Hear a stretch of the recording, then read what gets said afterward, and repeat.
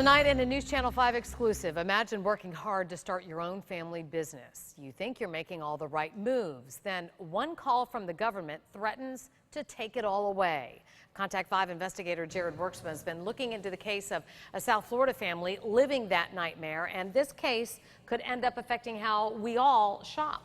Well, Kelly, that is absolutely the case, and we're talking about internet shopping here. And, you know, in the last few years, many of us have been shopping on sites like Amazon more often than buying things around at the corner store, and that's been taking a big bite out of sales tax revenue that states would normally receive. And now, for one reason or another, the Florida Department of Revenue has picked one mom-and-pop website based in Wellington to make a stand. 22 years ago, Mauricio Gomez and his wife Stella lived in Colombia. The situation in Colombia was not the best at that time. They wanted more for themselves, more for their kids. So we decided to do a switch, make our life, better. They moved to Florida and started chasing their American dream. Kind of quickly got the idea to do a website to sell flowers. But the Gomez's don't cut, arrange, or deliver flowers and gifts out of their Wellington home, or anywhere else for that matter. Do you have customers in most states?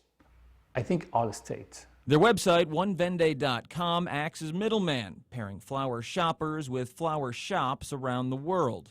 Things were going well until a phone call in 2011 from Florida's Department of Revenue. They said they want to do a audit. The Gomez's say they followed all taxing instructions they were given by the DOR. So we were collecting taxes for flowers in Florida and not collecting taxes for anybody out of the state. But the DOR now says even if a student abroad in Spain uses One Vende to buy flowers from a shop in Oregon for his mom, Florida is still entitled to sales tax.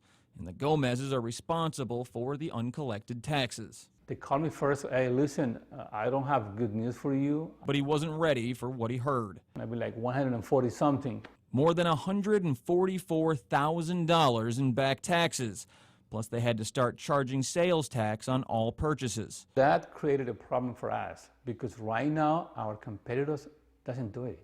With a simple search, we found other middleman florist websites just like One Vende, based in Florida. Sales tax, zero. But according to the DOR, onevende.com is the only website of its kind being pursued for back taxes, at least for now. And so that's part of the reason that you're saying your revenue has dropped so much. That's right. Florida's appellate courts have already ruled Florida's tax on the internet sale of flowers violates the Commerce Clause of the United States Constitution.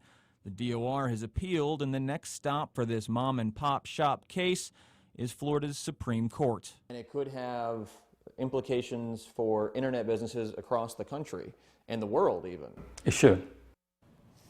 All right, now Florida's Department of Revenue says it doesn't keep records on how much sales tax revenue comes specifically from online purchases. However, last year Floridians voluntarily paid more than $8 million in tax for online purchases. That gives you some idea of how much money is wrapped up in this. Now, Florida Supreme Court is set to hear the Gomez family's case on November 5th. If the court does side with Florida, it is likely this case will head to the U.S. Supreme Court.